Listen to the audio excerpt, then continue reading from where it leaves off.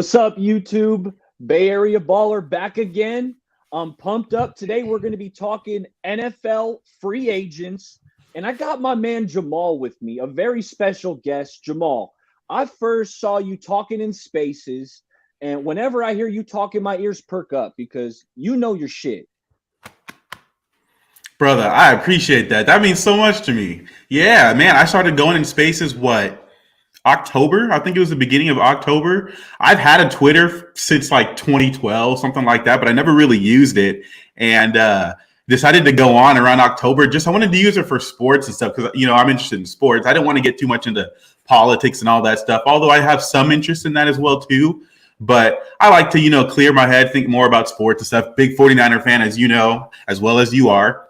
And so, yeah, I went into Spaces and started, just talking in, group chats and things like that. And I've had an opportunity to get to, meet you and meet many other people. And it's just a blessing. I really enjoy talking football. It's therapeutic for me. And it's really cool getting to meet other people that think like-minded as well, too, as well as other differing views, too. So really fun, honored to be on the show with you and excited about it. No doubt, Jamal. Well, we're lucky. We got such a good 49er community. And I'll be lurking in those spaces. I've been talking a little bit more as of late. I'm trying to get in there and hop in and let my voice be heard in the Twitterverse.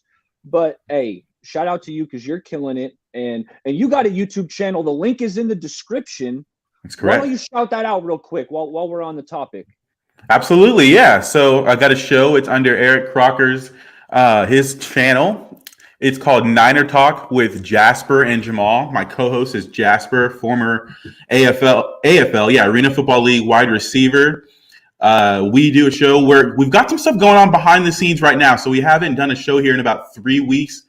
Since the season ended, we haven't done a show on our channel, but we do have some things behind the scenes going on. So stay tuned for that. I know we've got about 80 some subscribers. If we can get up to 100 tonight or tomorrow, man, I would love that. Get them to 100 right now. Go in the description, click the link, and subscribe to my man Jasper and Jamal. Absolutely. We go live on Wednesdays at 6:30. Obviously, we're not going live right now. Like I said, some things going on behind the scenes. Can't say too much about it. But we'll be back. No question. Hey, no doubt. Without further ado, Jamal, I want to get right into these free agent rankings because free agency is less than a month away. So let's get to know who's out there. Most of my subscribers are 49ers fans, so we can kind of look at it through a 49er lens about who could they potentially sign, who should they be eyeing. Right. And yeah. Speaking of which, by the way, I'm seeing a lot of familiar faces here in the comments. So shout out to all you guys. I see Pinor, Raymond, Amin, all you guys. I know, and I've seen all you guys in Spaces. Big fans of you guys as well too. So thanks for tuning into us as well. Jamal's a pro for shouting out the chat because I was off in my own little world there for a sec. But yeah, absolutely. The chat is live. We got Akeem, Ray, Pinor. I mean, Pinor's another Spaces legend. We all know that. Yes. Yeah. Ray Love says that guy. Spaces are wild. The Spaces are wild. Let me tell you. They are. Yeah. Sometimes you just have to slide in and slide right out, right? Yeah, you really do. Hey, but I want to start off with the quarterback position. All right. When we're looking at the free agents, you see the name up top. Jameis Winston's first on this list.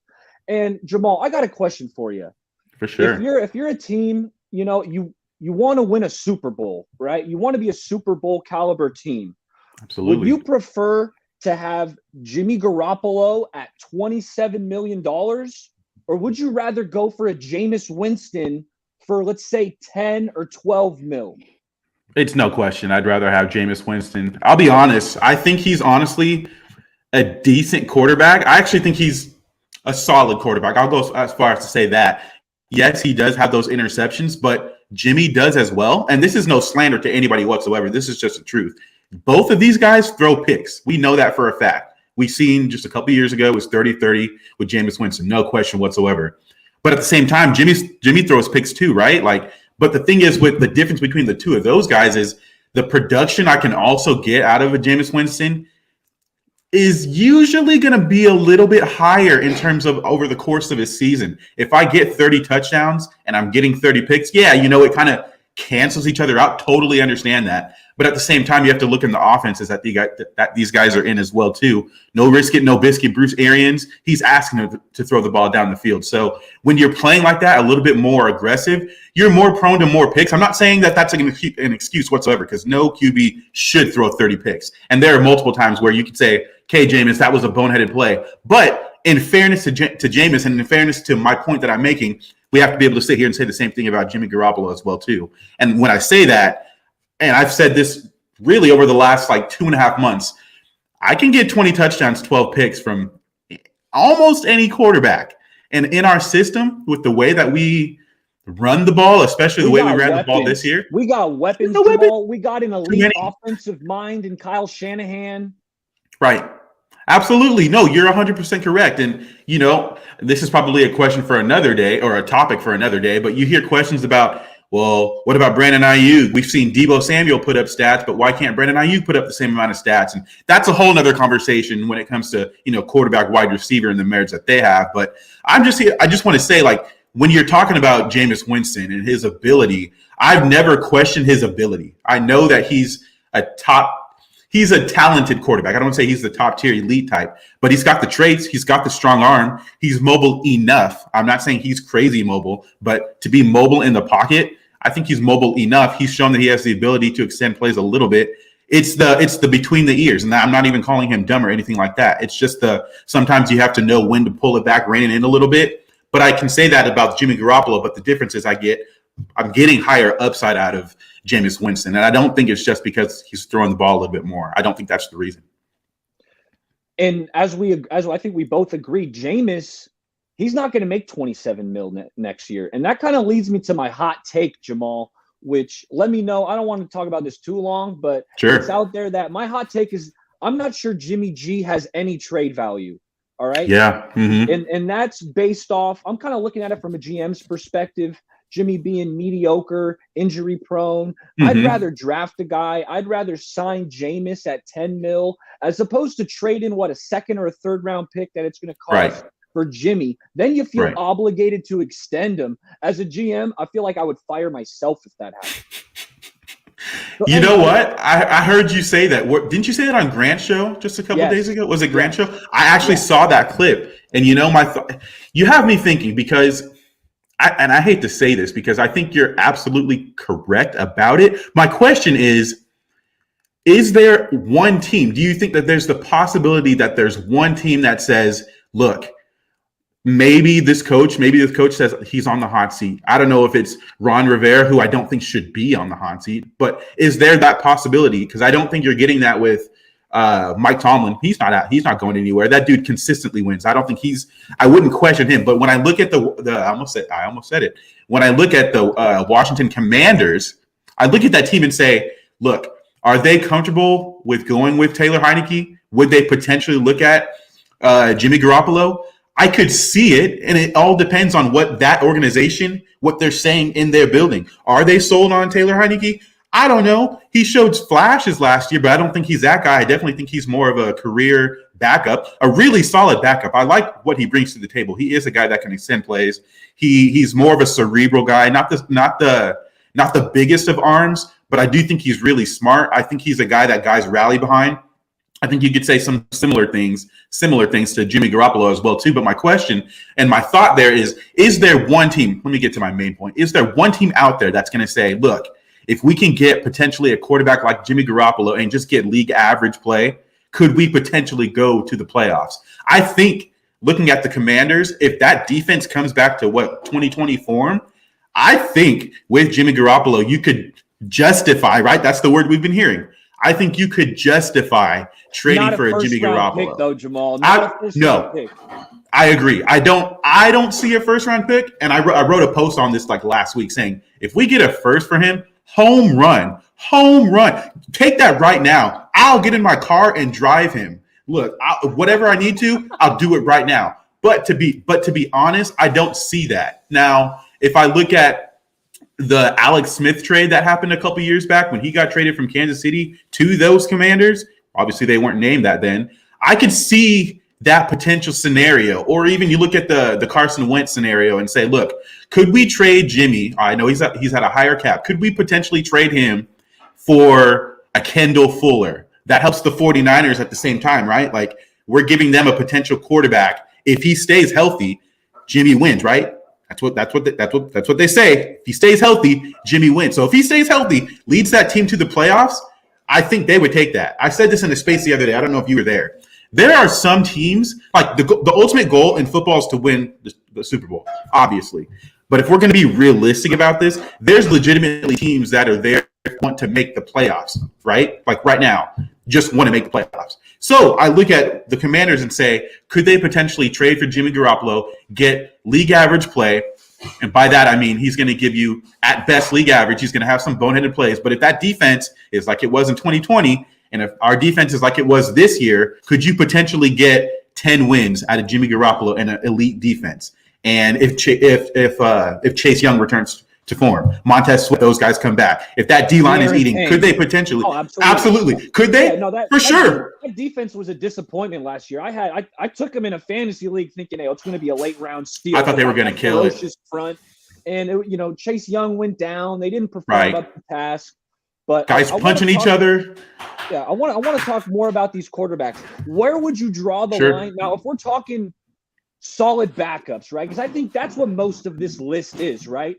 Where would you draw that line of solid backups to, I don't want you on my team. I don't want you in my quarterback room. Looking at this list, where would you draw that line? Probably, I mean, I probably don't want Chad Henne and Mike Glennon. I know I don't want Mike Glennon. I know I don't want Mike Glennon. No. Blaine Gabbert, we've seen you before. We know what you are. Too low on here. Geno Smith's a little too low on here. I wouldn't mind Geno. I thought Geno would be a realistic possibility for the 49ers as a backup, but he just got in some off-the-field trouble, if I'm not mistaken. Oh, did he? I didn't even know that. What happened? I think it was a DUI. Don't quote me on that, but something like that. Come on, brother, man. Get it together. If someone in the chat correct me if I'm wrong. But when I didn't even know that. Yeah, because I was thinking, because everyone's talking about Tyrod as a potential backup. I would like Teddy Bridgewater. I think Teddy Bridgewater would be a phenomenal backup quarterback for Trey Lance. Now, I don't know, is the team going to try to bring him in as kind of like a fringe starter to compete? And that's a possibility because that's my thing right there. You said it right there. So tell me what you think of this. My whole thought about these quarterbacks this offseason is I feel like a Jameis Winston, probably a Teddy Bridgewater, as you just said, probably Cam Newton, Marcus Mariota, and let me see who else here. And Mitch Trubisky. Out of that list right now, I think those five would say, look, I want to go to a team where I could, have the potential to compete for a job. So that doesn't mean they will be the starter. Even Andy Dalton, that doesn't mean those guys will be the starters. But I can see them saying, you know what? I have the potential here. I'm competing for it. If I get it, great. If I don't, I'm a secondary option. I think those five fit that tier, whereas a Tyrod Taylor, even a Tyrod Taylor would, but I also think the draw for the 49ers, his experience with Anthony Lynn, I call him an all-pro professional. I think this dude pretty much can do no wrong. He's a great locker room presence. He knows his role. If he's the starter, boom. If he's a backup, he's a pro's pro about it all. For me, he's perfect. I think Marcus Mariota would be great too. I just feel like he's going to get priced out. That's my only difference. I think he's legitimately a fringe starter. I think he wants to go somewhere to legitimately compete. And we know what it is in the NFL. When you draft a guy that high, like we did Trey Lance, Trey Lance is going to be set to succeed. They're going to give him opportunity to take the job and run with it. No, you hit the nail on the head there. You killed it on the quarterback preview. Why don't we scroll down and let's see what the next position, wide receivers. This is a juicy free agent class at the receiver position. And it starts up top. The first guy, I got it right here. The first guy up top, Devonte Adams. I don't expect him to hit free agency. Tell me if you agree with that or not. But, I just can't see the Packers letting this guy go. He is their offense, right? Yeah. He's their big weapon. Whether the Packers are able to work out a long-term deal or if they have to franchise tag him, I don't see Devonte Adams hitting the open market. What do you think about that? I'm up in the air on that one still. I seriously am. What's the situation with Aaron Rodgers? Is he going to return? Because I think that's the only reason Devonte would want to return. I'll be honest. Is Devonte? He's unrestricted. Turn it over. Even if they got to turn it over to Jordan Love, you're going to hand the keys over to Love, and who's he going to be throwing the ball to? Like I think Treylon Burks. I'm not even kidding. I think it's going to be Treylon Burks and Chris Olave. I legitimately think they're probably going to draft a receiver. They have to, right? You know what? Even if you resign Devonte back, I'm not saying he's old, but I mean, who are you going to get him some help? What's his name? Randall Cobb. He's older. MVS, isn't he a free agent too? He's a free agent too. Yeah. So they have to do something. They've got to address it at some point. And if they don't address it in free agency, they're for sure going to do it in the draft. I think Treylon Burks is perfect out there. He fits. I feel like he would fit that culture. Bigger body receiver, 2 inches taller than AJ Brown. Rugged. Yes, exactly. You can line him in the slot. You could put him out wide. You could put him in the backfield. I love Treylon Burks. I'm a Treylon Burks fan. I'll be honest. We're not going to get him, but he's perfect for that offense. You want to give, especially if it is Jordan Love, even if it is Aaron Rodgers. If you give Aaron Rodgers Treylon Burks, oh my gosh, I think that would be crazy. So I think they will. And then Chris Olave on the other side too. Route technician, Keenan Allen type. Not going to burn you purely with speed, but he has sneaky speed. He's not slow. And his route running is elite too. So those two and him learning from Devonte Adams, oh my gosh, that'd be crazy too. Because I already think Chris Olave is one of the better route runners in college football. So I think they'll probably go wide receiver, but this isn't a Packer show. What am I talking about here? You got that right. And you know what? Last thing on the Packers, Equanimous St. Brown. That was my guy coming out of Notre Dame. I loved St. Brown. I thought he was going to be like this Plaxico Burress-esque, tall, skinny, like possession receiver. He's gotten bitten by the injury bug, and hopefully he can get healthy and turn his career around because I'm a big EQ St. Brown fan. Same. What happened to that guy? I was big on him too. I liked him. Huge guy, tall. Yeah, let's keep going down this list. Chris Godwin, he's got the ACL. Right. You know, Mike Williams, man, he's high up on this list. I think he's going to get the bag. Strong year. He had a really strong year coming out, right? The first 3 or 4 weeks, man, he was killing it in fantasy for me. He was. What do you think about Mike? I like him. I think he's honestly going to get too expensive for us, honestly. I don't think this is going to sound really bad because I think Mike Williams is a good receiver, but understand the context, and I think the Niners fans in here, I think you guys will. We don't need Mike Williams per se because Jawan Jennings will be back, and I think that Jawan Jennings fills a similar role as Mike Williams, although Mike Williams lines up more on the outside. Now, if you're talking about a sleeper guy here that I'm interested in, Michael Gallup. I've been a huge Michael Gallup fan for years, and he's coming off, isn't it ACL? Wasn't it ACL injury? So he's coming off ACL. Obviously, Odell Beckham Jr. is too. I'm really high on him too, but now that it's twice now, I'm super, super scared of that. I'm super scared for OBJ. But Michael Gallup, that's one. He's a guy, not crazy fast either, but you can just throw it up to him. Really good contested catcher. Really, really, really good in the red zone as well, too. Underrated. Down the field. Michael Gallup just seems to win down the field. We saw what he did to Jalen Ramsey a couple years back. We saw it.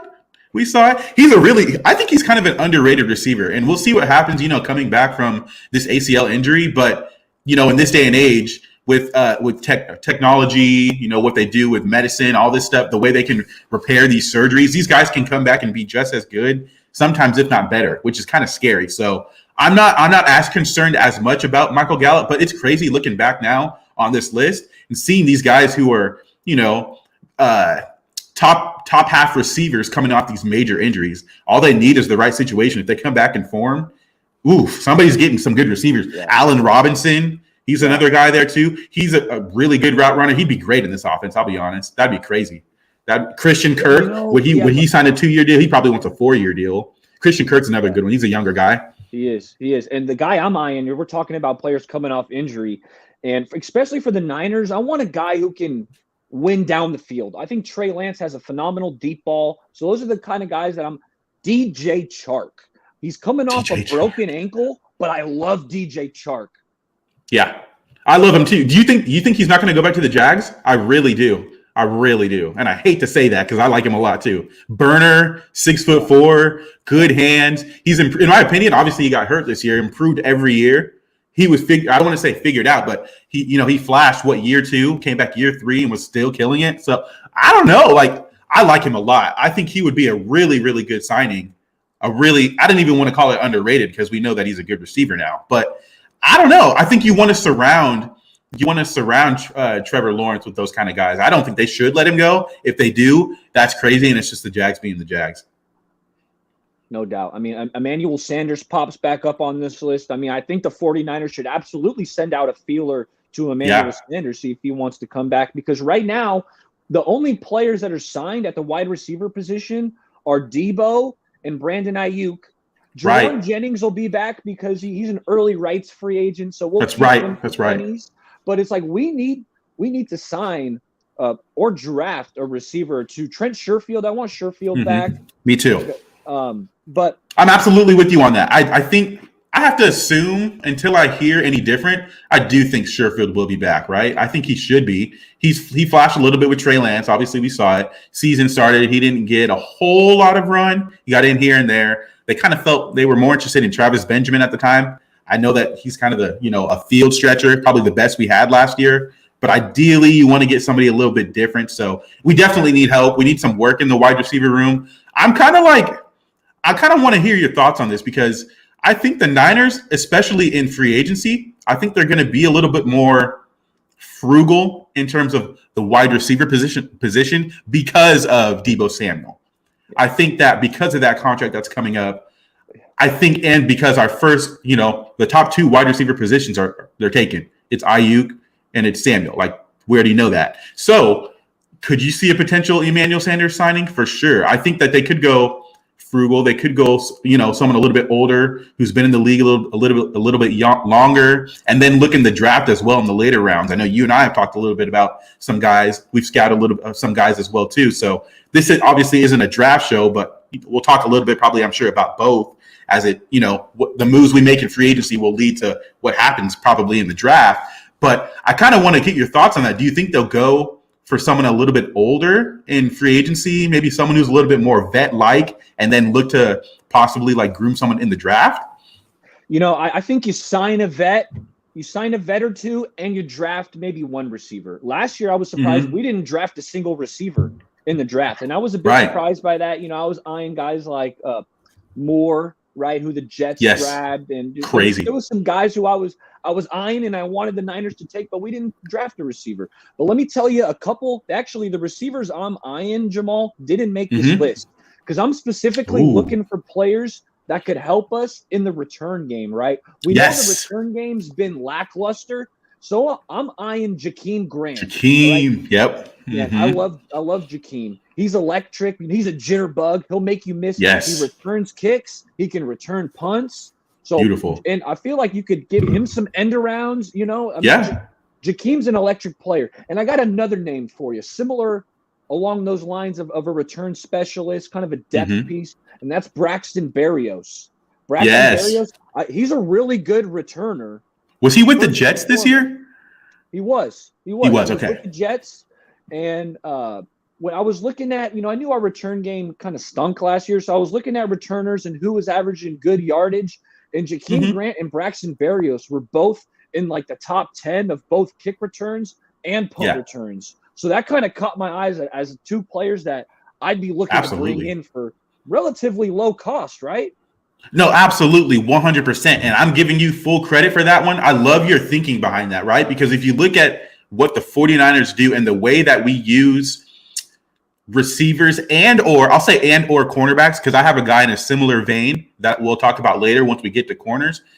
I want to give you credit for saying those 2 names because the 49ers, Kyle Shanahan likes to use a guy that's not just a kick returner or just a punt returner. He likes guys that whether if they're corners, they can potentially go out and play some snaps at corner, or if it's a receiver, he can get some snaps too. So he wants to get the best bang for his buck. So that Jakeem Grant, that's beautiful. And Braxton Barrios, that's also beautiful as well too. That Jakeem Grant one sticks out to me a little bit. Major jitterbug. That dude, his short area quickness is crazy, and then he obviously can pull away too. We've seen it, and he showed a couple times this year that he still has it. That's a beautiful thought right there. If we sign him, I'm shouting you out. Hey, I hope so, man. I guarantee you, Jakeem Grant will help out big time in the return game. But I want to move 100%. to running backs because I think we got to pick up the pace. I want to get in all these positions, Jamal. So Facts. Kind of power through these running backs. Up top, Leonard Fournette's been really good. Melvin Gordon spent some time with Anthony Lynn, but I think these guys are going to be too expensive up top. Right. Chase Edmonds, I don't think he's going to escape the Arizona Cardinals. We'll see. Cordero Patterson. I mean, that's a name that 49ers fans have been enamored with for a long time. Please. I've been trying to tweet this into existence. I've been trying to tweet that into existence. Here, let me say this. So, I would love Raheem Mostert back on a maybe like a 2-year team friendly type deal. Yeah. Go back to his 2019 season. He split carries with Coleman. They both actually rushed 100. They both had 137 carries. Mostert had 137 for 772, 8 TDs. Coleman 137 for 544 yards, 6 TDs. I look at that, and the first thing that comes to my mind, thunder and lightning. But we have to also keep in mind at the same time that the Miami Dolphins, they probably would be interested in him as well. So my thing is, I would love Raheem Mostert back. I actually want Raheem Mostert back.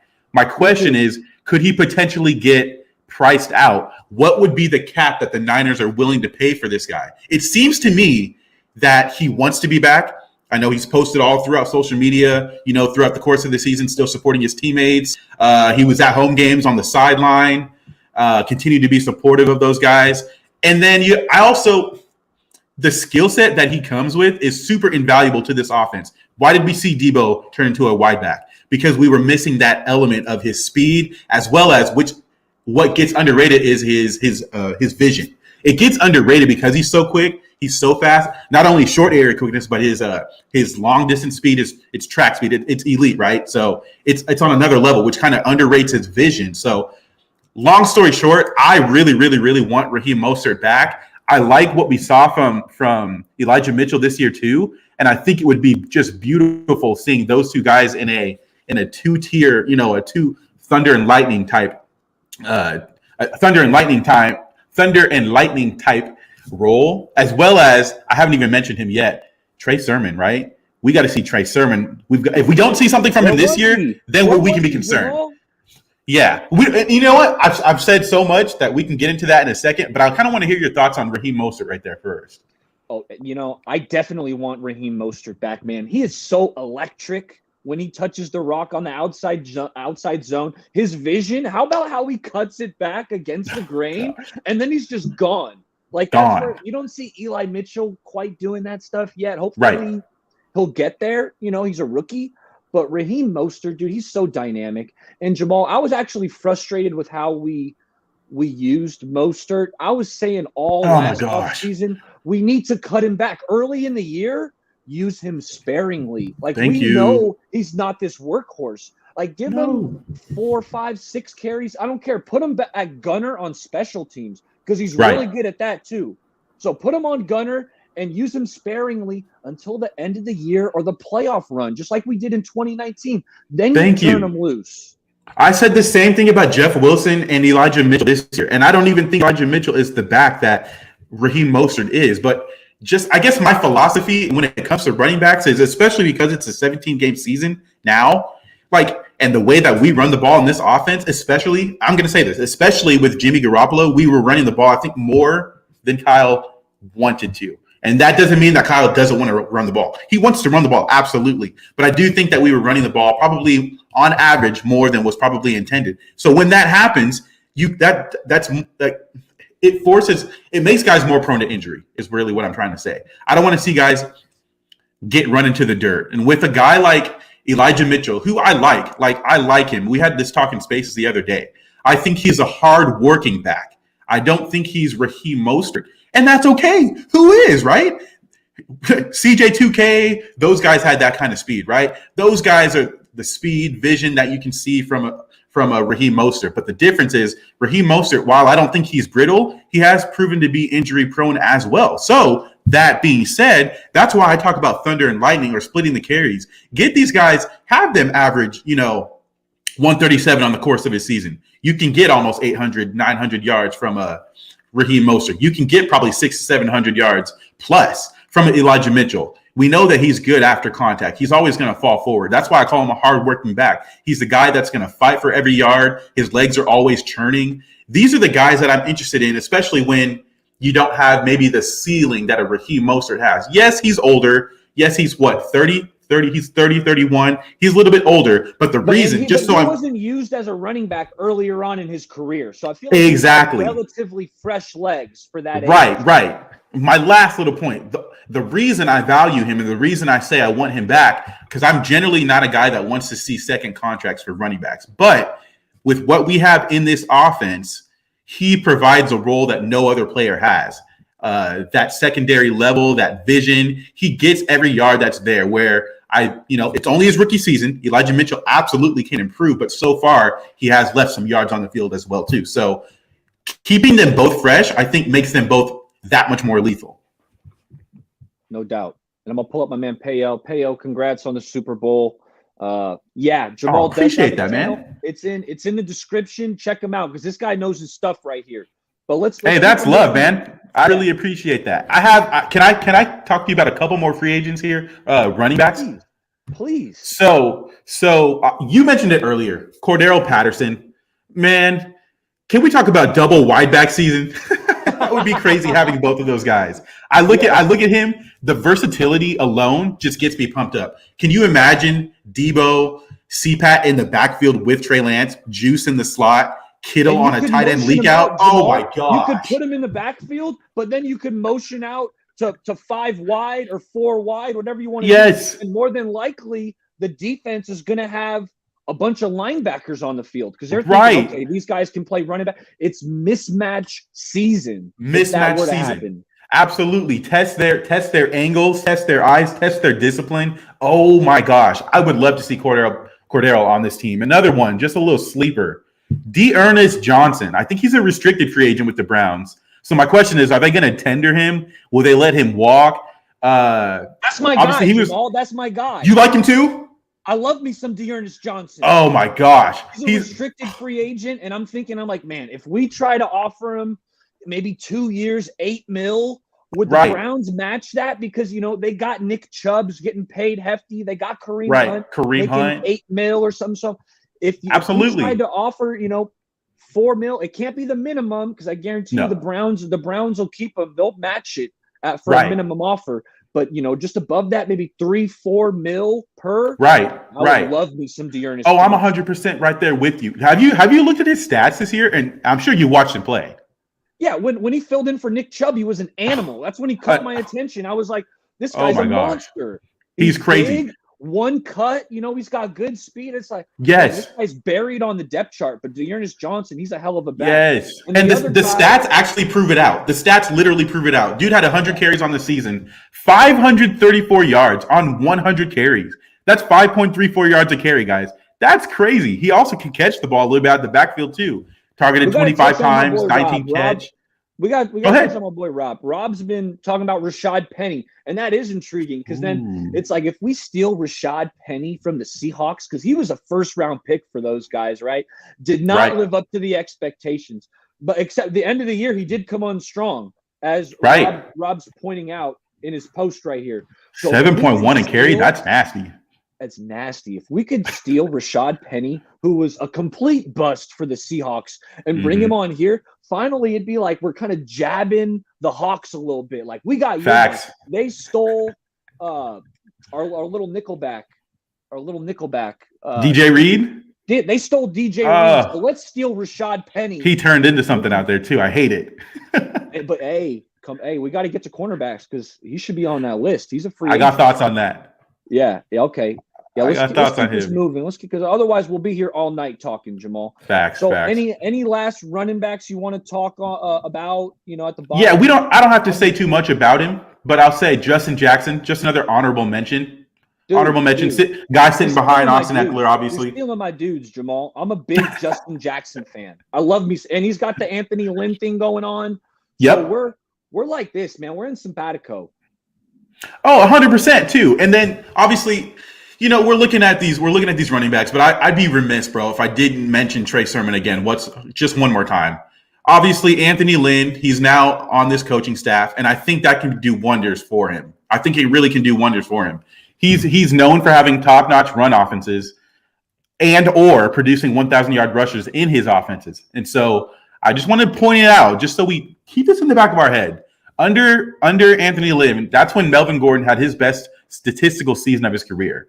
And I only mention that because Melvin Gordon, like Trey Sermon, is a bigger back. I think Melvin Gordon was like 6'1", 215, and like 32.5-inch arms. Sermon, very, very, very similar. 6 foot, 215, 33.5-inch arms. I just want to say, Anthony Lynn has a track record of working with bigger backs, and so I'm hopeful of what we could see from Trey Sermon. Now, that being said, if we don't see much of an improvement or he's not on the field too much next year, I think then we could have legitimate concern over why he's not seeing the field. I just thought I'd be remiss if we didn't mention him before moving on again.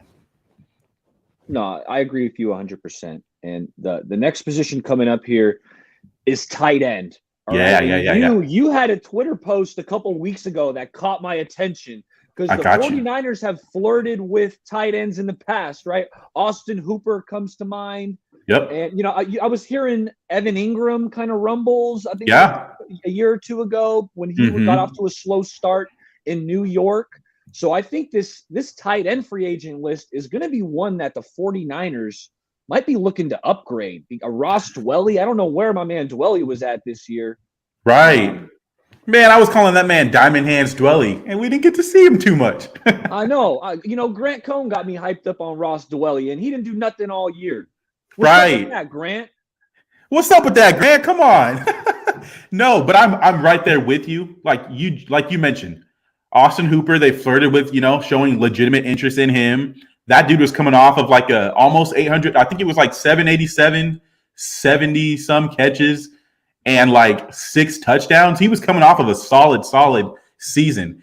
And just a little side note, in the 2 years since that contract, he's only put up 780 yards after just having 787 in that one season alone. I don't think that says anything about him. I think that says a whole lot about Baker Mayfield and Matt Ryan. Anyway, that's just a side piece. In looking at tight ends, I look at, like you said, I mentioned those guys' names as well, but another one, Dalton Schultz. I think he's just a good pass-catching tight end option. He's not the greatest run blocker, but I think he's like sneaky fast for the tight end position. I think he does his best work with like seam routes, and I think he's really good yards after catch. He's also coming off of 78 catches, 808 yards, 8 TDs. That's actually better than what Austin Hooper put up before his big contract by like 100 yards and like an extra TD or two. So my only concern or question with Dalton Schultz is, could he potentially be like priced out by the Niners? Would they want to pay that much? And so with that being said, I mentioned another name here that Niners fans probably aren't too high on, but it would be a jab at the Seahawks. Gerald Everett. Guy had 48 catches, 478 yards, 4 TDs. That could be a little potential switcheroo if he doesn't want to sign back with the Seahawks. I think he's more in that secondary tight end tier, so a little bit cheaper price range. Had a little issue with, ball security, so that's something to look at. But that's just another guy there that I could see the Niners might say, you know what? We could probably get decent value out of this pick. What do you think about that?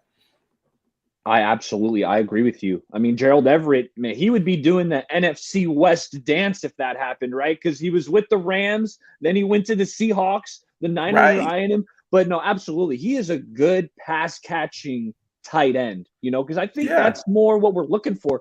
I mean, George Kittle was blocking a ton this year. A ton. Yeah, he was like he would get forgot about in the passing game for a while. Yeah, so I feel like we do need to bring in another receiving option at tight end. That way, okay, if you do want to block Kittle, we could still go 2 tight ends. And, Warner, I mean, I kind of like Warner, but he's not really a pass-catching threat. Right. Not really, right? He's not threatening anyone like that. Sure, he can get a couple catches, and he's more of a physical guy, but I'm right there with you. And, honestly, man, this tight end class is deep. It's really deep. And so that's why I question, will these guys potentially get priced out? There's going to be some teams that are going to say, you know what? I see David Njoku, for example. Maybe he can come in and be my tight end 1. OJ Howard. Maybe that guy can come and be my TE1. There's a couple young guys with a lot of upside here that have shown flashes, and you wonder if they get, that opportunity to be TE1, do they turn into that guy? David Njoku, for example, he's been trying to get out of Cleveland for a couple of years. OJ Howard's just staring at me right now. That guy was a monster coming out of Alabama. I'm saying, right? yes. I think both of those guys, I thought they both were monsters. And so, I look back at David Njoku for the past couple of years. There's been, rumors that he wanted to get traded. Obviously, it was a little quieter this year, but I look at this list and I say, you know what? There's going to be options there. Maybe we don't end up getting an OJ Howard. I honestly think he's probably going to end up getting the bag, but there's going to be some solid depth. And you just wonder, with Trey Lance coming in, Hayden Hurst, good name. Some Hayden Hurst. Me too. Yeah, that's what I'm saying. Like we can mention all these guys and probably say something positive about all of them. Even Will Dissly down here, a couple years ago, he was nice with the Seahawks. 2 years ago, was it 2019? Ricky Seals-Jones, he was great filling in last year. The Commanders had kind of a rotating door at the tight end position. Right. Logan Thomas getting hurt. Yeah. But when Ricky Seals-Jones got his opportunity, man, he looked pretty good. But let's keep it moving. Let's go to the next position. Yeah. What we got up next? Offensive line. All right. And man. Hey, there's some good names up top here. Orlando Brown, I'm hearing. I don't think the Kansas City Chiefs are going to let him get out of the building. See it either. They traded a first-round pick for him, so I don't expect Orlando Brown to hit free agency. Tyrone Armstead, phenomenal tackle. The Saints, we know they have some cap issues, but the cap can be finagled around. Ryan Jensen's a really good guard. Brandon Scherf has been an elite guard for at least the last 6, 7, 8 years, however long he's been in the NFL. And that number 5 on this list, he's staring right at us. Laken Tomlinson, he's on the thumbnail. And Jamal, I'm not sure the 49ers are going to be able to sign both Laken Tomlinson and DJ Jones. I think it's going to be one or the other. How do you feel about that? And who would you sign if that was the situation? That is such a good question. I hate that I have to answer it because I like both of these guys. I'll say this, man. Obviously, with Laken Tomlinson, his durability has been amazing. I think he's played 100% of the snaps the last 3 years. Dude hasn't missed a snap. That's invaluable. To get a guy like that and then to pair him next to Trent Williams, that essentially locks down your left side, that keeps your quarterback safe, right? But at the same time, I can look at Laken Tomlinson and say, I almost can guarantee you exactly. That's exactly what I was just going to say. Miami, they're going to come calling. Miami's probably going to call on him, and they're going to call on Mostert, and they're going to say, name your price. As well as Cincinnati. Let's be real. Cincinnati, if they can clean up that O-line, they're probably looking at least another solid playoff run at minimum. So these teams got more money than us, Jamal. They got more money than us. Exactly. So they can throw the bag, and I'll be honest, they have the ability, they have the need to. It makes sense for those guys to throw the bags. I can look at our line and say, you know what, we need help, right? There's a lot of question marks, whether it be Alex Mack, are you going to come back? What's the move? Is McGlinchey going to be okay? What's going to happen with both guard sections? What's the plan there? So that being said, I got to think we got to let some of these young guys that are sitting behind them come in and potentially give us league average play.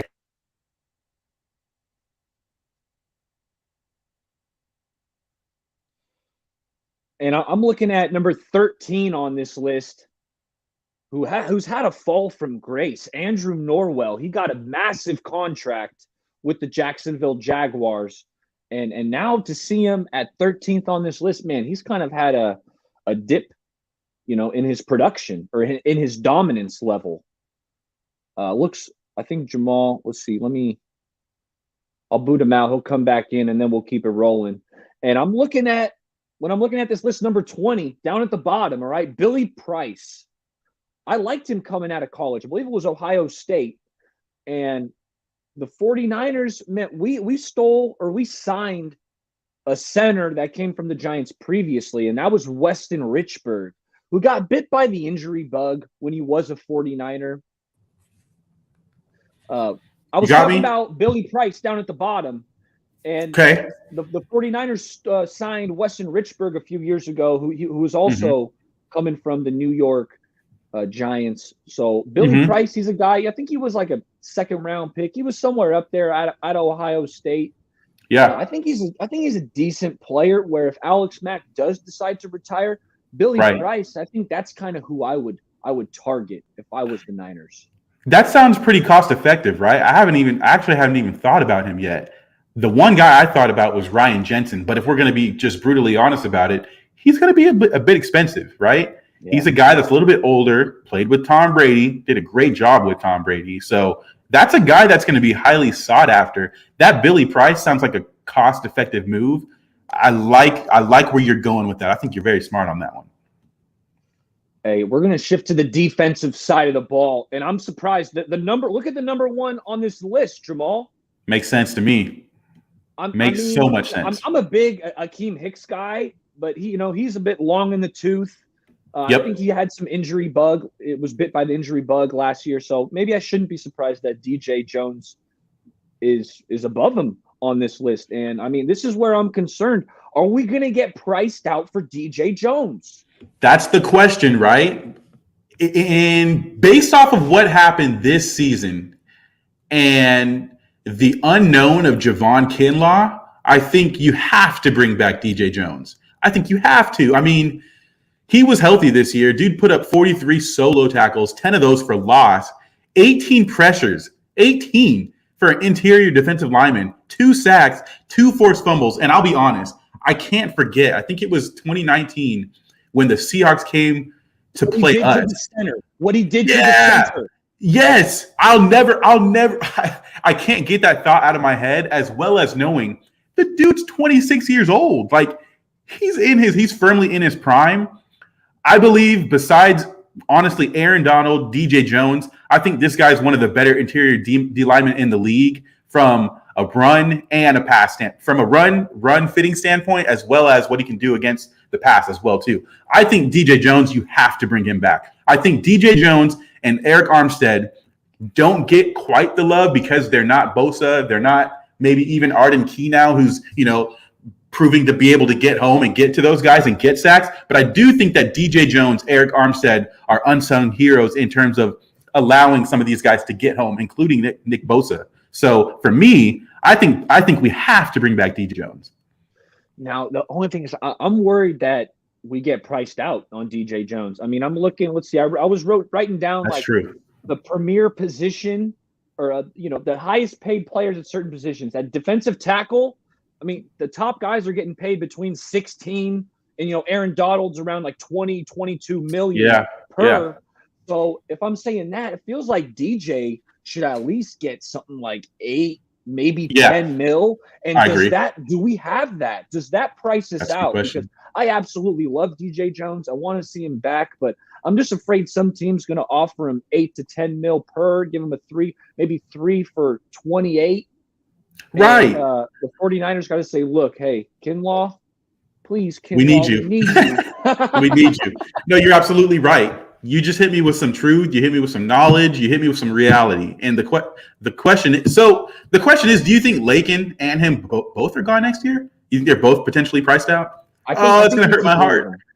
I think we keep one of them. I think we'll be able – I think we can afford one of them. I'm just worried that we're not going to be able to keep both of them. Like I know great lot of Niners fans want. So other question for you here, and we don't have to spend long on this. Maybe we can talk off screen about this as well too. I value, and I know you do too. I value the trenches on both sides of the ball, 100%. So when it comes to Lakin and it's coming to DJ, who do you value more in this situation? I legitimately have no answer for that yet. It's really tough. I don't know. What I will tell you is, Jamal, we drafted a guard in the 2nd round last year, and the dude didn't play. Like that just makes no sense to me. When you draft an interior lineman in the 2nd round, he's supposed to be the starter from day one. Right. So that being said, I feel like I would go DJ Jones because Kinlaw is just a giant question mark, in my opinion. I agree. I agree with you 100%. I agree with you 100%. And then back to, drafting the guard. He's supposed to start, like you said.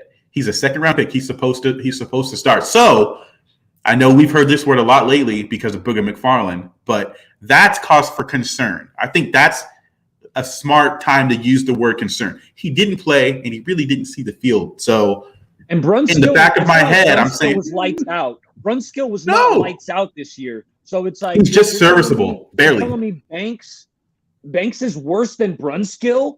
That's not a good sign. Right. And I don't want to sit here and say he is or isn't because we didn't see it. All I'm saying, and I think all you're saying too, is it's cause for concern, 100%. I can have those questions in my head and wonder about it.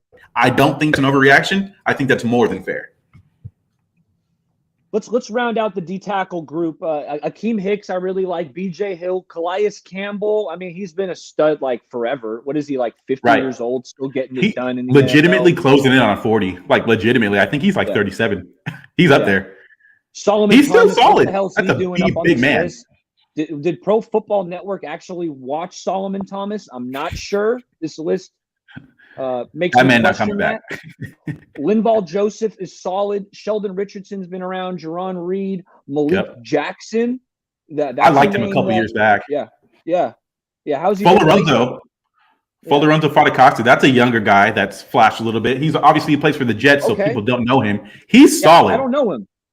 He's solid. He's not amazing, but I think he's like one of those guys where when you play on a bad team, people kind of overlook you. I think you can. I don't know the best word to use to describe it. I think he's a little bit above average, which I think is really good when you're talking about this. Good stuff, gents. Got to go. I appreciate what you said earlier, man. Yeah, give me a follow. Check me out. I'll definitely tune into what you have as well, too, Pale. Yeah, no doubt. And I'm looking at the bottom of this list, number 17. I like this guy coming out of Stanford, and that's Harrison Phillips. If for some reason we do get priced out on DJ Jones, Harrison Phillips is a guy that I would pivot to. Not feeling great about it because he doesn't. I mean, I think he's only got like 2 sacks, 4 years into his NFL career. But I don't know much about him. He's a space eater, Jamal. He's just a big, really strong. I remember at the combine he put up massive like bench press numbers, whatever. I remember he's the strength is off the charts.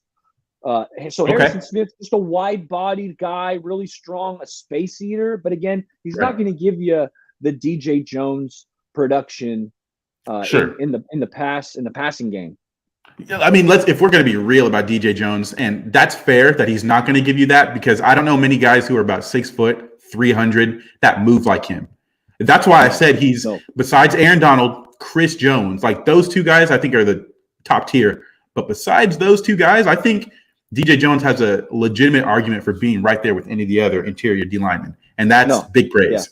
Yeah, DJ, he's not in that first tier of defensive tackles with Donald and Chris Jones, but that second tier, I mean, we could pull up all the D tackles, and I bet you he's somewhere in kind of that second, third tier echelon of tackles. Hey, that's good. That's good. All right, let's move to edge because there's some sexy names on this list, Jamal. Sure. And up top, obviously, you got 2 of the best pass rushers in the NFL, Chandler Jones, Von Miller. Man, if the 49ers could somehow sign if we were to sign one premier free agent somehow, work the money around and you get one guy, man. Yeah. Von Miller or Chandler I would love Jones. that. I feel like that's a bit unrealistic. I don't know how we get Chandler Jones. I'd love it. But Von Miller, hey, he just got a ring. I don't know. Maybe he wants to stay out west. I'd be locked in trying to get Von Miller. Could you imagine Von Miller and Bosa on opposite ends? Oh my God. Eating. that would be so nasty. I was actually talking with Vish on his space about that the other day. I think Pinor was in there as well too. And I asked him, I said, you know what? In my opinion, I don't feel like the Niners have been super crazy aggressive when it comes to free agency, but based off of what we saw and how the Rams won this Super Bowl, could the Niners potentially say, you know what? F it, man. Not really F it, but you know what? I need to make a move here for the now. I think this team is good. If we can get average to even slightly better than average quarterback play out of Trey Lance this year, if he can give us 25 touchdowns rather than 20, if he can give us, even if he has 12 picks or 10 picks, If you have another edge guy like Von Miller over there on like a 2-year contract to make him maybe, top 5, top 10 edge, edge paid players by salary, could the Niners look at that and say, you know what, the time is now? I can see them potentially making that move. I'm not saying they will. I could see it, but my question is, yeah, would he potentially go to a rival of the Rams now? Now, I don't think he needs to be loyal to them, but I could also see him potentially signing back with them too, especially if Aaron Donald doesn't retire, which I don't think he will. He ain't retired. I do agree with you about Chandler Jones, though. Bullshit. Yeah. Yeah, and I mean, it's far-fetched. We're probably not signing either one of these guys. We got to look further down the list, Jamal, for maybe somebody that we can afford. All right. Clowney's back. Randy Gregory. I mean, he's phenomenally talented, but a lot of trouble off the field. Harold Landry is a speed rusher.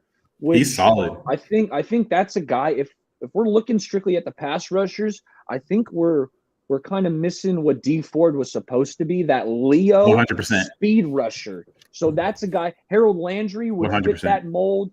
He's been, and I've heard, like, I listened to a PFF podcast and they were talking about Landry, and they were saying Landry's a good player, but he stays on the field so much. Like, the Titans don't take him off the field, that he's just on the field so much that it allows him to get more pressures and more plays because he's never sitting out. So, like, that sounds like a little shot.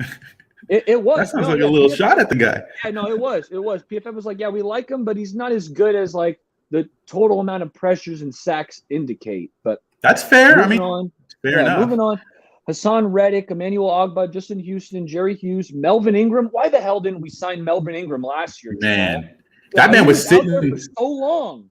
That's what I'm saying. That man was sitting for a minute, and then he goes to the Chiefs and immediately.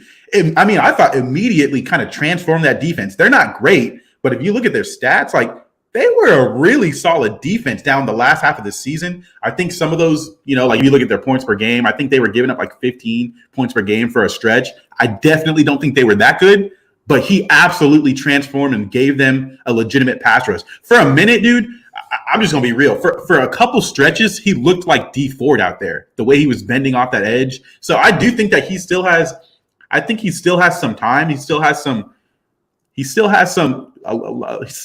juice left in his legs that I can see him. He probably signs a 1 or 2 year deal with him.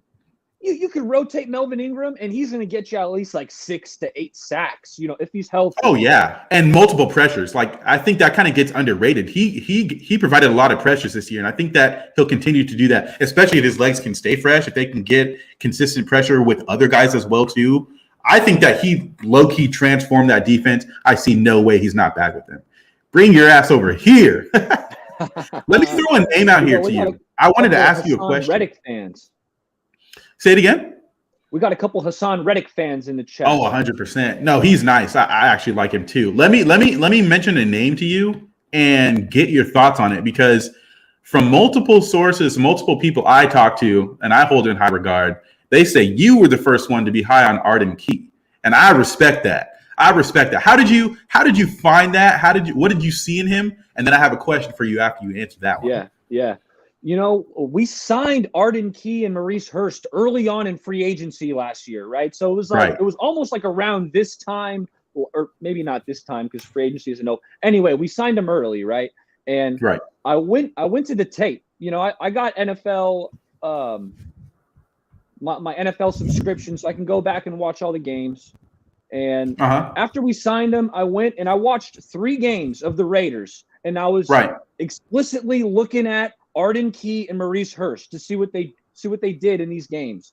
And Arden Key had no sacks in those 3 games, but Jamal, the dude was pressuring the quarterback. He was so damn close, like 4 or 5 times, and he was winning instantly on some of his pass rushes. And I was like, look, dude, this guy's got 3 sacks in his 3 or 4 year career, whatever it was, up until that point. I'm like, dude, this guy can play. So I broke it down. I made a YouTube video about it. It's on my channel. You can go back and watch it, if you'd like. But I was highlighting Arden Key on the Raiders, and this dude, like I said, it was one game. It was going against the Saints. The guy's getting around Tyrone Armstead 2 or 3 times, like instantly. And I liked him coming out of LSU. So I did too. Coming out of LSU, now I see him making plays on the Raiders, and I was like, right. You know what? Hey, that's when I was like, we got to keep an eye on this guy, Arden Key. This guy's a sleeper. And then I started talking about it. I called into Cone Phone. Grant's my boy. And I said, Hey, Grant, we know Nick Bosa is probably going to lead this team in sacks, right? But who's going to be the number 2 guy? I asked Grant. Grant's like, oh, man, you know what? I'm thinking Samson Ebukam. You're right. That's what most people were thinking. Yes. I was like, Grant, it's going to be Arden Key, right? And it was a bit of a hot take. I was kind of going out on a limb. But sure enough, it panned out. See, I actually didn't know that we were going to shift him more to defensive tackle. I didn't know he had that in his repertoire, but he does. Right. He's got. Well, he kind of gained some weight to do that, and it fit him well, and he didn't really lose much speed or twitch. That's the scary part that I thought with him. He didn't really lose much speed or twitch, and he continued to produce, get pressures. Like, I just wanted to give you your props for that. That's amazing. And with that in mind, I had a question. Are you familiar with Lorenzo Carter from the Giants?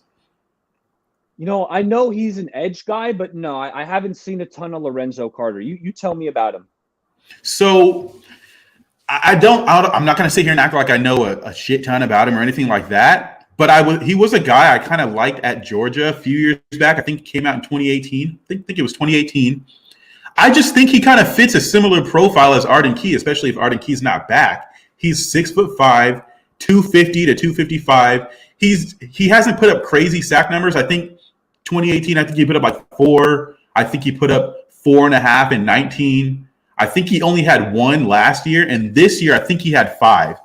And what I mentioned that because this year the Giants drafted Azeez Ojulari, and I think he turned out to be. I think he had 8 sacks on the season. So he is a good player. Opposite Lorenzo Carter, they had Azeez Ojulari, and he had a slight, not a lot by any means, but a slight increase in his sack production. I'm wondering if he could potentially, if Chris Kaser could potentially turn Lorenzo Carter into next year's Arden Key. I just have questions about that. He's a guy that can get to you. He stand up, left outside linebacker. He could stand up, put his hand in the dirt. I've seen both. I've seen the versatility from him. I like his athleticism too, but I look at his measurables, I look at the way he wins, and I say, you know what? Could he be Arden Key 2.0? I hope we bring Arden Key back. I just want to be very clear. I'd love to bring him back. I'd love him to come back on another 1-year deal if he wants to, because I think that if he does it again, then he could get the bag. So from a player perspective, if I'm him, I might do another 1 year. But from a Niner perspective, I'd love to say, you know what? Look, we were huge in getting you to, have a breakout year. It's a good fit here. Chris Kaserk's a great coach. You fit our system well. These NASCAR packages have been working out great for us. You might want to come back. You want to sign a little 3-year deal? Like, I'd love to see that. From a player perspective, I look at it and say, you know what? Maybe he'd be like, let me do this again next year. Let me prove my worth to all y'all. So then next year, it's no question, and I'm finna get that bag. I wonder if that's what would happen. But when I'm looking at Lorenzo Carter, I just think, you know what? If Key goes, could we potentially see Lorenzo Carter as a possibility based off of what we have in our D-line? Could he eat? I could see it. Hey, I'm going to have to do some film work on Lorenzo Carter. I'll let you know what I see. Now, the final thoughts on Arden Key. I love me some Arden Key. I was standing for him all last offseason. Right. I don't want to overpay him, Jamal. That being said, if a team wants to give him, again, Arden Key is my guy, but I'm not going to pay him $7, $8, $9 million per. I'm not going to do it. If we can get him back 2, 3, 4, okay, I'm all for it. But as soon as he hits that $7, $8, $9 million per year mark, I feel like you get Chris Kaser to find the next Arden Key. 100%. I 100% agree with that. Or if he gets a baller to find the next Arden Key. Facts, because you found this one. Here, question. So if he gets paid that much off of what he just did from this 1 year, I kind of wonder if obviously edge is a premium position. I think that's premium. But at the same time, that makes me think, man, is it a shortage of, I don't want to say talent, but is it a shortage of production that teams feel like they're getting from that position that they feel they need to pay him that much? I would be saying, look, I need to see him do it one time. That would be just the honest truth. I need to see it again. Anybody can have 1 year where they do it, obviously on a 1-year contract. What about next year? If you do it twice, I can sit there and say that's a legitimate sample size that gets me a bit more interested. Like, oh, maybe this dude really just turned the corner because he's still really young. I don't even think he's 25 yet. Yeah.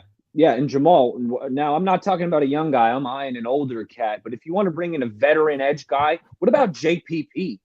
JPP is a for guy, sure. man, I'd love to have JPP on the roster. I mean, he just knows how to get to the quarterback.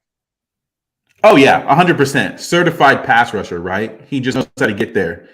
You know, he's lost a finger or two. Don't matter. No problem. Tape that thing up. I ain't got to use it, right? No, he still produces too. And I think that in Tampa, it's a solid defensive line. Obviously here in SF, it's a solid defensive line. I don't see why he wouldn't be able to continue to be productive. At minimum, pressures force quarterback to get rid of the ball a bit sooner. So I definitely think that would be a beautiful signing, and it wouldn't cost that much. You probably could get him on a 1-year deal, legitimately. Yes. No, I agree with that. And I want to move to linebacker. I think we got linebacker and DBs to round out the show. Linebacker up top, Devondre Campbell. You know what? I'm glad Devondre Campbell finally got his flowers this year because let me tell you something. I think my infatuation for Devondre Campbell started basically solely off of Madden because he was, he's 6'4", he was 85 speed. So he was in our division. Well, he was, when I first saw him, he was with the Falcons. The Cards? Oh, yeah, that's right. He's played with the Cards and the Falcons. And then he was with the Cardinals. Right. And so I've seen him bounce around, and I've always liked him. And the Packers got him and just turned him into their just middle linebacker. Like, that's their dude, right? He doesn't come off the field. He had a hell of a year. But Dante Hightower, Bentley, you know what, Jamal, to be honest, if I'm building a team and I'm a GM, linebacker is kind of the position I would tank. And I feel like the Rams kind of did that too, right? Like linebacker, I feel like it's relatively replaceable unless you got a guy like Fred Warner. Who Fred Warner, I mean, he's a linebacker and like a DB in the same body. Just exactly. He's hybrid. He's the hybrid linebacker. And that's what he did at BYU too, right? He was playing in the slot. So I feel like Fred Warner's just a different breed, but these linebackers, I feel like they're relatively interchangeable. Christian Kirksey, I see him number 6 on this list. I've always kind of liked me some Christian Kirksey. Any linebackers? I don't want to spend too much time on linebackers because I think the Niners are pretty set there. But any guys you want to touch on real quick?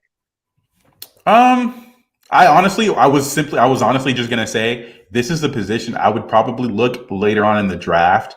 We've had much success with linebackers, and we've got them from undrafted guys like Al-Shaair, who was only undrafted because he had some injury concerns. We obviously traded what's his name? We traded Jonas Griffith to the Broncos last year. So I got to be totally honest here, and this probably isn't the most educated one. Maybe it is, but I think we can address this position legitimately in the draft and or after the draft with Untitled. I think they could potentially, I'm not saying they should, potentially look to trade Dre Greenlaw, possibly, and they could recoup something that way too, whether it be a draft pick, I got a question about that. Whenever I hear trading a linebacker, everyone talks about trading Greenlaw. Mm-hmm. Why isn't it discussed about trading Al-Shaair? I think it depends on what side of the argument people are on. Some people are higher on Al-Shaair than they are on Greenlaw. Through the tape that I've seen, I'm higher on Al-Shaair. I like what I saw down the stretch from Greenlaw. I will not dismiss what I saw from him. But what I saw, I know people have seen what Greenlaw did back in 2019, the goal line stand. But I would also raise that Al-Shaair did the same thing in the second game against the Seahawks this year, stopping Gerald Everett. That's actually the play I was thinking of when I said that Gerald Everett had some fumble concerns. We've seen Al-Shaair do some of the similar things. I think right now, legitimately, I do think that Al-Shaair is the better run-fitting linebacker too. I hardly see him miss his angles or his holes. I don't think either one of them plays harder because I think they both play very hard. I'm not even saying we have to trade Dre Greenlaw because I do like having 3 really good sideline to sideline speedy linebackers like we do have. I actually think that's I keep saying underrated because I think that this defense is really good, but we have underrated linebackers in terms of the measurables. I think, they're 6 foot, 6'1", 230, sideline to sideline. You're not really gonna outrun these guys that much. It's not Devin White and those guys, but speed type linebackers, it's similar. So for me, I mean, if we did move on and they did have to sign someone, I'm gonna get a little sentimental here. What if we could get Quan Alexander back on a 1-year deal? He's a little injury prone. Some Niners fans wouldn't love it. I totally understand that. And maybe you guys need to tell me, you know what? We need to get away from guys who are injury prone. Like, I totally understand that. But I could see if they were to dip in free agency, I could see a potential reunion. I just don't think they necessarily will do that. I probably would look more towards the draft. Yeah, I'm with you there. And just a couple guys to round out the linebacker position that kind of catch my eye. Leighton Vander Esch, right, former first-round pick. He's been bit by the injury bug as well. And actually, I don't think he moves the same as he did early on in his career. So maybe not Vander Esch, but I liked him early on in his career. But Anthony Barr, I don't like him anymore. Linebackers. Man, Anthony Barr was just a monster on Madden, though, because he had that 87 speed, 6'5". But you're right, man. He is more of a Madden player, and actually on the field, he might be. I think he's a smart player. Like, I think he uses his head. I think sometimes he's not always in the right position, though. Like, maybe that's because of his athleticism as it's waning a little bit more. And maybe I'm wrong, but I think he's one of the more smarter linebackers in the league. I don't think he's one of the more freaky, like athletic type linebackers. But I think because he's not freaky, he has to be able to use his head a little bit more. I see that from him. I just don't think it's free agency, right? These guys are hitting free agency. I don't think he's necessarily a game-changing linebacker at this stage of his career. He had a couple year stretch where I thought he was really good. I think his best days are behind him, though. Corners. We're rounding it out. Well, it's got all the DBs, the corners, and the safeties lumped together here. And up top, Jesse Bates. I don't expect Jesse Bates to hit free agency. I think the Bengals are going to either extend him or tag him at the very least. So I don't think Bates will hit the market. But, J.C. Jackson, that's a sexy name that gets thrown around. I know the Niners, we need another corner, right? Mosley, man, he'd be a really good CB2. At least I think so. But right now, he's our CB1. But that's exactly my thought process. Yeah. I'm right there with you. I think. Matthew, go ahead. No. I don't want to interrupt. My bad. Go ahead. No.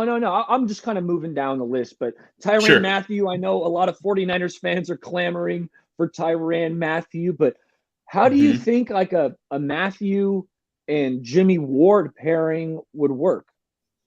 It's funny, right? Because both of those guys are more smaller for the safety position. I think Ward's like 5'11", maybe 6 foot on a good day. I think Jimmy Ward, Tyrann Mathieu, isn't he like 5'10"? He might be slightly shorter. They're both small. Both can cover the nickel. Right, exactly. It's so with Tyrann, I'm interested because it's Tyrann. I think that he's a guy that I think he still has legitimate athleticism, no question. But I think he's even a smarter guy than he was, obviously, when he played with like the Texans or something like that. He was the leader. Subscribe. He's the vocal leader of that Texans of the Chiefs defense. He was the vocal leader of that. So I like him. I think, and I was actually talking to somebody from that works. He's like a podcaster for the Chiefs. I was talking to him yesterday about it. I asked him, what's the temperature on this? Is this guy going to be back? I'm curious what you guys think coming out of KC. Yeah. What do you say? Yeah, and he was like, I'm going to give you an answer that you probably aren't going to like, but honestly, we don't know. They were saying they don't know because of the cap situation.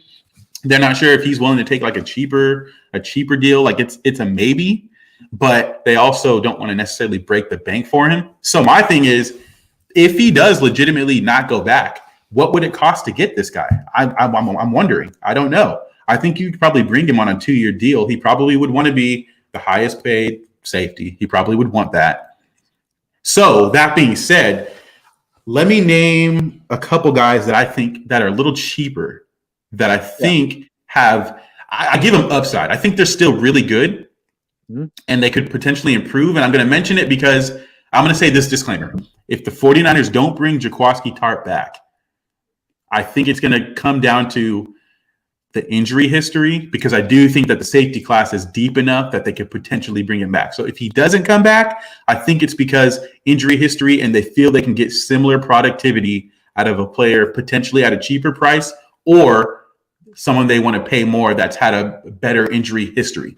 With that in mind, Terrell Edmonds and Justin Reed. Now, I think Justin Reed, it's kind of splashy, right? It's not, it's splashy to those who know football, who watch football. If it's just a casual fan, they're probably going, oh, Justin Reed, nice signing. I know his brother was Eric Reed. No, Justin Reed's a bona fide good safety.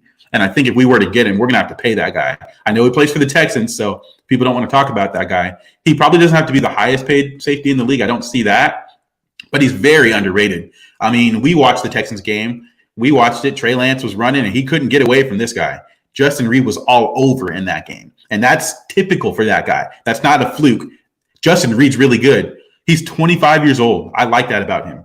Terrell Edmonds, the same way. I think he's actually I think he's in the same tier as a Justin Reed, but I think he's even less talked about because I don't really know why, actually. Right? I don't really know why. Steelers. He is with the Steelers. That's correct. So these are two guys who are 25 years old who, to me, provide a lot of upside. I don't think the Niners want to go for a guy that's a little more unproven unless they address it in the draft. Let me say that. Unless they address it in the draft, I don't think they want to go for a guy that's unproven if they want to move off Jaquiski Tartt. I think they'd want a guy that's proven to do something within 4 years. Both of these guys, really good. They don't have crazy interception numbers, but the Niners defense doesn't ask you to do that. Now, we do play a lot of cover too, and I know someone like you understands that. That provides a lot of responsibility on both of your safeties. But at the same time, if Jaquiski Tartt isn't seen in the field, do I want Hufanga back there playing that role? I don't. I like him better in the box. I like him better as a box safety. And I'm not even going to say that part. I like him better as a box safety. So for me, before I forget, I'm sorry, Jamal. I got to ask you, Tarvarius Moore. Okay. Yes. What's your opinion on Tarvarius Moore as a football player? And for those of you listening, that's the 49ers safety. He tore his Achilles in training camp last year. They tried to experiment with him at corner early on in his career, but he's a safety. And what do you think about him? So I like that you said that they tried him at safety, or they tried him at corner. Usually when people hear that, what do you think? Oh, he's an athlete, right? And he is. He's 100% an athlete. Like, good speed. I think before the injury, he probably ran a legit 4.3, low 4.4, probably 4.4. So I like his speed. He's a blazer. Fast. Now, he did get caught in some situations deep down the field, and that's something to be looked about. I think it's fair to say that's cause for concern. What do I expect out of him coming off this injury? I think that he can be – let me find out they're willing to draft a safety to replace – hey, it's not out of the question. I'll say that. I legitimately think it's legitimately an option. Look at guys like Nick Cross out of Maryland, Jalen Petrie. Oh, my gosh, I would love to have Jalen Petrie. I'm with you, Lo. Jalen Petrie would be amazing. I legitimately think that because of this draft and because of where we're picking, and potentially, just potentially, with a trade for Jimmy Garoppolo, I don't see how they don't address safety in the draft. Now, that doesn't mean they don't necessarily bring back Jaquiski Tartt. Even with that, I think they would address safety. I really, really do. Because I do truly think that – I know he was just a rookie, but I do think Talanoa Hufanga is better served playing closer to the line of scrimmage. He's an elite. I don't want to say elite. I think he's a really, really, really – it's too soon to say elite, but I think he's a really good tackler. Like, really, really sound. But guys don't get past him. I've seen him going on special teams, tackling the guy returning the kicks and the punts numerous times. And he loves it. Like, he likes that. You don't find guys like that. He likes that. And I like that role for him. I think that it can be misconstrued to think that I don't think the guy's a good player, and that couldn't be further from the truth. I think he is a very sound tackler. He's a good third safety. If he's your third safety off the bench, you're feeling good about it. If he's starting, you're kind of, I got some concerns. Like, if we get a Jalen Petrie, he's over him right away. No question. And Nick Cross would come in. That's a guy that's like 6'2". He's real similar, actually, to Jaquiski Tartt, in my opinion. The only safety I've watched is the kid out of Notre Dame. And my God. Oh, my gosh. We're not getting him. He's going to be a top 7 pick. I went in blind just watching his tape. I was watching all these wide receivers, and I think his highlight video just kind of came on like after the last video was over. Right. And I'm watching Kyle Hamilton. oh my God, this guy's a Right. monster. You can't teach 6'4", 220, and hips that flip like that. Like I like teach Isaiah that. Simmons coming out of Clemson, but this dude is different. He kind of reminds me of Derwin James in some ways. I just don't think you can teach. I don't think you can teach 6'4", 220, and the ability to flip those hips like that. I've seen him make plays on the opposite side of the field, interceptions on the. He's crazy. He's crazy. Yeah.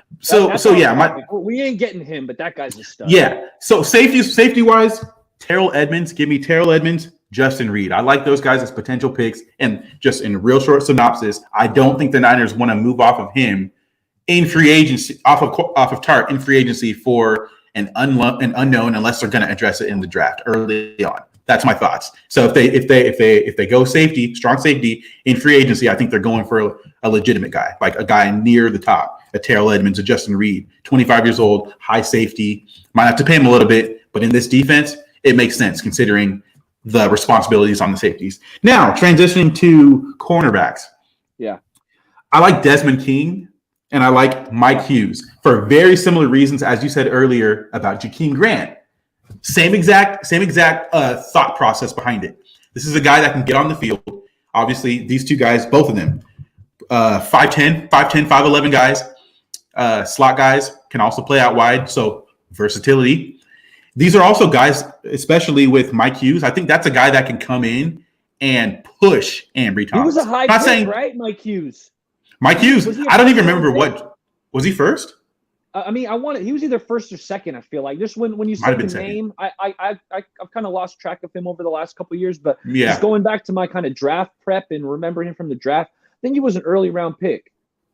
I think you're right too. No, 100%. And the measurables stand out. Like he's not the tallest guy, but he's 5'10". I think he's got real fluid hips. I think he's honestly a decently smart player. I think he could still improve, but I like the scheme versatility he would provide for us. It's a long season. I like bringing in a guy that challenges Ambry Thomas. I want to see Ambry Thomas continue to grow. Full disclosure, I enjoyed what I saw from him this year. I was never one from Ambry Thomas. I was never one that said, oh, he's a bust or anything like that right away. But I do think that it's still too early to just automatically give him a spot. Like, have some competition coming in. We only have a couple of corners signed anyway. We need to address the position. So, is Kyle Fuller a free agent? Hold on. He is. I'm trying to look at this list. I think he is a free safety or a free safety. I think he is a free agent. I think he's 30, just coming off of a contract with the Bears. They might be. They only got the top 20 guys. I mean, if Kyle Fuller isn't on your top 20 guys, what the hell are you doing? I don't know. That's a good question. Maybe they were going more age, but he's still playing well. I think he's like 30, so he'll be in his age 31 season, I think, next year. But to me, that's how, I'm with you guys. That's another guy that I would have on my short list of guys I'd like. Bryce Callahan as well, too. And I say these names, I'm looking at these names, and there's probably a theme you could come with. All these guys could play nickel. All these guys could. And if you look at the guys I'm potentially interested in the draft in a safety position, I've also said that those guys could potentially play in the nickel. That means I'm saying that I don't think we have K'Wan Williams back. I just don't think we will. And I also think that Diamador Lenore gets his shot. But like I said, just because these guys are second-year players doesn't mean I don't want to bring in guys that are going to push them. No, you need to go earn the job. Ambry Thomas, Diamador Lenore, go earn it. I want to bring in a Mike Hughes. I want to bring in these guys that have scheme versatility. I want to bring in guys that can, Steven Nelson, Jamal. Steven Nelson was a free agent, just like we talked about Melvin Ingram out there for so long. Stevie Nelson was out there till the end of training camp, practically. Rasul Douglas. Dude, go get him. Rasul Douglas. I mean, we're going to bring in a veteran corner. Last year it was Norman, which, besides him punching a few balls out, didn't go well. Yeah. I actually value that. I'll be honest. I don't think he was great by any means. And if we're going to be totally honest, he wasn't supposed to be on this team. We got into a dire situation with the injuries that brought him on. And that's actually why I mentioned these guys too, about pushing guys. Anyone can get hurt, right? Any of these guys can get hurt. I loved what I saw from Ambry Thomas, and I like his trajectory. So let's say he comes in CB2 next year, and God forbid, he gets hurt. Who do we have behind him? We don't want to put Diamador Lenore out wide. We don't want that. He's better served in the slot because he's not one of those top-tier athletes. I think guys, he's ideally, a phenomenal tackler. Things that people might not know about Diamador Lenore, he's really good making tackles in space. I know PFF, after we drafted him, I subscribed to PFF. I had to go and read all their blurbs, and they're like, this guy is a factor in the run game as a corner. Yes. And how do we like to use K1, right? Blitzing run fitting, exactly. Yes, so it's like he's one of the better ones. I feel like would fit in well, and that's he let's put him in the slot because I think that's where he's better in the slot. Success. I got no question. I have no question in my mind that he's better in the slot. The last thing I'll say here about Desmond King really quick, though, I think he is underratedly one of the better slot corners in the league. He plays slot, but he has the ability to play out wide, and he can do it very well. I wonder if he could potentially be gone too. Or not be gone, potentially priced out. It's just a thought. And then one little sleeper pick. I don't even want to call it a sleeper, but I'll throw it out there. Could we potentially try to bring in Stephon Gilmore on a 2-year, $32 million contract, $60 million a year? I would do it. He's still really good. He's still one of the better man corners in the league. Me too. I would do it. I feel like we can only sign one. What's the adjective I want to use? Like special free agent, right? We can only get one of them.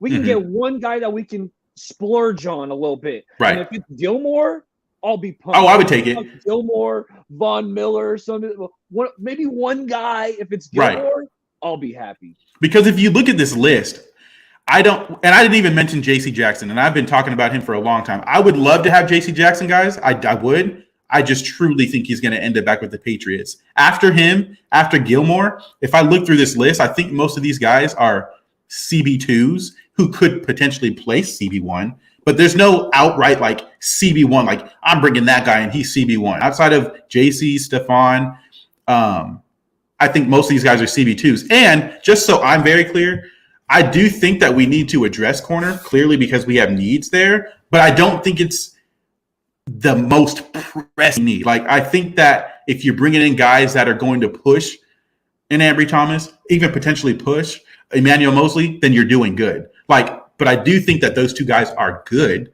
I want to bring in guys that are just as good, maybe even potentially better. And that provides you with depth. I think the top there is solid. Like I said earlier, I like Emmanuel Mosley. I like him best as a CB2, but we could get by for sure with him as a CB1. I thought he filled in very well this year. Hey, Jamal, thanks for coming on. You absolutely killed it. We're about to wrap this up. You gave me an hour and a half. Time, which I'm very grateful for. I'm going to get you out of here on this, all right? And it's not free agent related, but Tom Brady, all right? Just give me a percentage. I know everyone's been talking about it, right? Like I heard the McCaffrey stuff come out. I'm like, no, that's not happening. That's not happening. The Aaron Rodgers stuff, no, that's not happening. No. But the Brady thing, I mean, give me your percentage, 0 to 100. What are the chances, in your opinion, Tom Brady's our quarterback next year? Give me,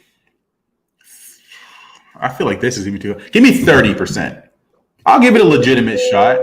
It's Tom Brady, man. It's Tom Brady. You just don't say no based off the season he had. If he wants to come back, great. Like, I want to see Trey Lance, but I wouldn't be mad if we had Tom Brady. Like, can you be mad?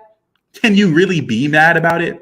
Like, yeah, there's going to be people out there. We would still have, I think it would just be a 1-year thing if it did happen. So we'd still have at least 3 years of Trey Lance. Right. And I'm going to put it, my percentage probably, I don't think it's going to happen. I'm going to go lower than you, probably like 10%. That's fine. Yeah, I think that's probably even more realistic. But I guess I give him the little extra simply because it's Tom Brady. That's it. I think if he, based off of what's going to happen this offseason in terms of Jimmy being moved, if it was going to happen, it'll be literally this offseason. It's not going to be next year after Trey plays a year. That's not going to happen. So if this guy really wants to, he'll have to do it now. Do I think it'll happen? No, I don't. Okay. I had to get that in before we wrap this up. Hey, Jamal, thanks for coming on. I had a blast talking free agents with you. Everyone, stop what you're doing right now. Subscribe to Jamal's channel, all right? Please. It's in the description. Get this man to 100 because, hey, I was thinking if I did like some superlative, if I gave out some superlatives for content creators, Jamal, and I mean this wholeheartedly, you are the breakout performer of 2021. Oh my word, that's a compliment. Dude. Hands down. You were the breakout guy who I had no idea who you were before last season.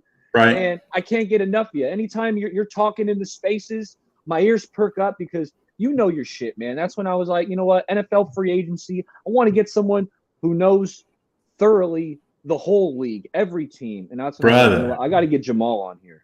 That's love, bro. I really appreciate that. I just do this because I simply enjoy it. When I started doing this, taking this seriously as a content creator a few months ago, when I reached out and told my parents and my younger siblings what I was doing, they were like, oh, you're finally using that brain, putting that brain to work, right? In terms of sports. Now, you've always had all this knowledge in your brain, it's good for you for doing it. And I was like, you know what? Cool. I appreciate that. So I appreciate you having me on. Thank you so much. There's a lot of smart people in this community. I'm definitely someone who enjoys talking with other people, and I love hearing differing opinions too.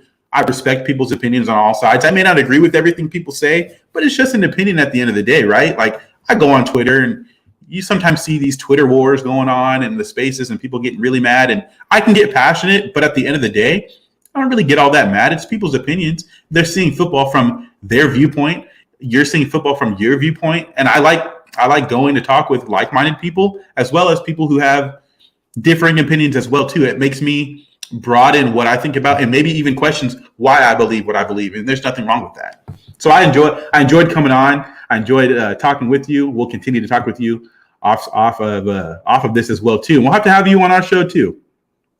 Hey, anytime. Jamal, thanks for coming by. Everyone, make sure you like this video and subscribe to the channel. And I'll catch you guys next time. Peace.